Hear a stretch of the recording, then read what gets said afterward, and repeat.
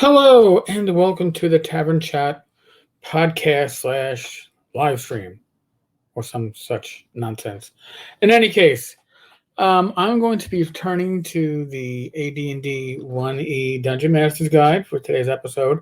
But before I do, Glen Halstrom, my co-host on Dungeons, Dragons, and Discourse every other Friday night, which will mean tomorrow night, March 19th at 8 p.m. Eastern, 7 p.m. Central, Glenn and I will be live. So youtube.com/Eric Tenkar. Join us. There will probably be a share also up on Facebook, but I'll be honest with you. You can watch on Facebook, but we don't get your comments. So if you want to comment, if you want to give feedback, if you want to ask questions, best way is to watch on YouTube. Again, subscribe, like, comment. It feeds the algorithms, and hey, the more people that we get following these vidcasts, the better the podcast will be, and just the better the feedback. It's a win-win for everybody. So that being said, and I do enjoy this new format because it allows me to be interactive with the voicemails. Let's listen to Glenn. A lot of stuff I could steal here. Of course, didn't start at the beginning. Let's try it again. Hi, Eric. Old Man Grognard here. Well, Skippy, I was listening to your show about Thaco sighting, random dungeon generation. Ooh, there's a lot of stuff I could steal here. First of all, Thaco sighting, I guess, yeah. And it surprised the hell out of me. Now, of course, on Facebook, people were like, well, everybody knows that it was in the DMG. No, everybody did not know it was in the DMG. I didn't. And I've always heard, second edition introduced Thaco. Now, it didn't actually call itself Thaco in the DMG. It called itself 2-Hit AC0. So it wasn't spelled out THAC with the number 0 looking like an O, thereby Thaco. It was 2-Hit A.C.O. But still, it's the first time we see Thaco. Now, as was pointed out to me, the problem with Thaco in first edition is first edition has this weird thing on the combat charts where 20 gets repeated. So you have the first appearance of a 20 on your combat chart. Say you're, first level fighter, you need to roll a 20 hit AC0. Well, you also need a 20 to hit AC -1. But the first appearance of that 20 can be by adjustment. So your strength is +1 and you're specialized and you get a +1 sword. So you're +3. You roll a 17, that's 20, that hits. However, AC -1, right? You rolled a 17 +3, 20, doesn't hit. Those multiple 20s need a natural 20. And when it starts going 21, 22, 23, 24, it means a natural 20 plus those bonuses to it. So a little bit of a twist to how it's handled. That's the first time it's mentioned. Well, yeah, it's the first time it's mentioned. As Glenn points out, apparently Frank Metzner actually explained what it meant. Again, Gary just threw it in there, which is probably why I never noticed it I started gaming around 12, 13, and 40 years. Child's play, right? The DMG holds so many secrets hidden in plain sight. Description-wise, the D&D Rule Encyclopedia, I believe Frank is the first person, or me rather. Right, because Frank didn't write the Rule Encyclopedia, although the Rule Encyclopedia did use Frank's work to build upon. I think Aaron Alston did the Rule Encyclopedia. I don't have it in front of me. But it kind of took all the rules from the different box sets and put them into one book. It's a great book. Even when I wasn't playing D&D, I was playing AD&D, probably 2 at the time. I used the Rule Encyclopedia for optional rules. It had a good source of them. He's the first one to describe what Thaco is. So between the two of them, that's it. Jason's message. Oh my gosh, I could probably go off on that. And yeah, random dungeon generation. Good stuff. The OG dungeon generator. Well, and that's just it. I mean, like I said, when I was a teen, sorry, it was a sub game within the game. Just do a random dungeon generate. And all these maps just never got used, but you did them because the process was enjoyable. I love it. I'm probably going to be using that too anyway. Okay, Skippy, I guess that's it. And I'll talk to you later. Bye-bye. So yeah, so now, of course, there I was talking about the dungeon generator. So what am I looking at now? Well, Appendix B. So since we're going, what is Appendix B? Random wilderness terrain. So the idea is, with the random dungeon generator, it was kind of like, all right, your party somehow got beyond what you had mapped out in the dungeon. Let's randomly determine what it is. I think these days, most of us would just wing it.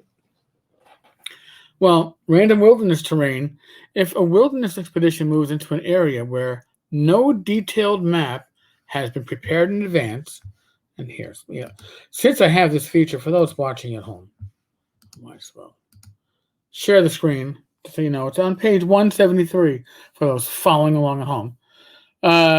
An area where no detailed map has been prepared in advance, the random terrain determination system below can be utilized with relative ease for one space equals 1 mile or larger scale. Now, one space would happen to be hexes. For example, if the expedition is in the North Country, the forest will be pine or possibly scrub, while in tropical regions it will be jungle. Similarly, if a pond is indicated in 2 successive spaces, the 2 should be treated as one larger body of water. The dungeon master must also feel free to add to the random terrain as he sees fit, in order to develop a reasonable configuration. In any event, the DM must also draw in rivers, large lakes, seas, oceans, and islands, as these features cannot easily be generated by a random method. As the party enters each space, generate a random number from 1 to 20. Find the type of terrain a party is currently on by reading across the page. Then read down the column until you find the line where the random number generator falls. And simply move left to determine the terrain that predominates in the new space. Okay. You should move right, but in any case, if a pond is indicated, the terrain it is in is the same as that of the previous space. If a depression is indicated, the referee must decide as to its nature and to its extent. Generally, terrain it is in must be the same as the previous space. A depression in a marsh is some form of a lake. Okay, or deep pond, I guess. No glens and forests, paths, tracks, and streams can be included as desired. Paths, tracks, and streams must lead to, from, unmapped spaces, of course. All right. So, and here's the thing. Appendix B doesn't even take up a full page. I find that very interesting. Now, they explain that whole thing about determining the type of terrain. And if you think about it, if you're using 1 mile hexes, you could theoretically, in the course of 2 miles, go from a marsh to a desert. It's really that kind of a system. So I don't know how 1 mile hexes would really work for this, but in any case. Inhabitation.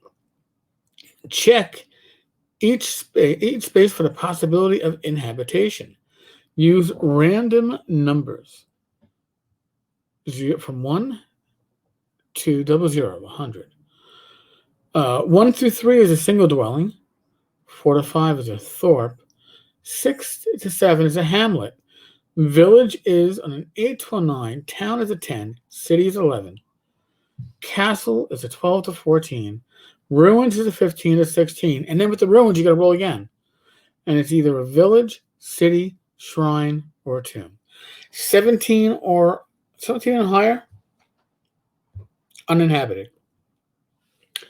And then you have the population. Well, a single dwelling is 1 to 12, and a thorp is 20 to 80, but a city could be 10,000 to 60,000. How could your party not know there's a city coming up of 60,000 people? You would have seen some activity beforehand. So I think some of this can work if you're using this as inspiration for game prep, but it isn't detailed enough. The dungeon generator is detailed to the point where you could certainly roll your dungeon live. It's not going to be balanced, and it's not going to look organized, but it's possible to do. But this is going to give you some wacky ass shit, and you parties are going to go, oh, what the fuck? So I never used a random wilderness terrain. I do remember mapping. One day I need to pull it out for YouTube. Some of my early maps, I'll take photos of them and I'll use them for a screen share, like I have going here. Because I think they'll be interesting to see stuff that I and others were probably doing 35, 40 years ago. And I did some maps on hexagonal graph paper, which, by the way, was not easy to find prior to the internet and online shopping. And I haven't done freehand on, I guess, typing paper, regular blank sheets of paper, drawing paper. And I often use colored pencils because the idea was you use a colored pencil and then you could put in the terrain with the colored pencil. Only problem is over the course of 30, 35 years, it fades a lot. What can I tell you? Folks, I am still kind of not hugely suffering, but I'm still a little inconvenienced from my COVID shot. And my green screen is really having some issues today with the blueberry, maybe because I'm black and black shirt. I got this blackest chair behind me. But my arm is still sore. I've still got a little nausea going. My stomach's still a little upset. That's day 2+. I got it Tuesday around 11:30. Pfizer shot 2. So that's giving you a little update on that one. I am not a medical professional. I make no claims to be. I do not play one on TV. I do not play one on the internet. However, I will say use your common sense to protect yourself. Most importantly, protect yourself. If you don't protect yourself, you can't protect others. You have to be safe. You have to be healthy in order for you to help others and keep them healthy and safe. So use your common sense. All right. If you need medical advice beyond using your common sense, seek it from professionals, not the talking heads on TV, not jackasses on the internet. Be safe, be well, God bless each and every one of you. Roll your dice, knock on wood. I'll be back again tomorrow with Glen Halstrom. Folks, again, subscribe, like, comment, watch us tomorrow, youtube.com/Eric Tenkar, 8 p.m., Friday, the 19th of March, 2021. All right, folks. Thank you so much. I'm out of here. Good night.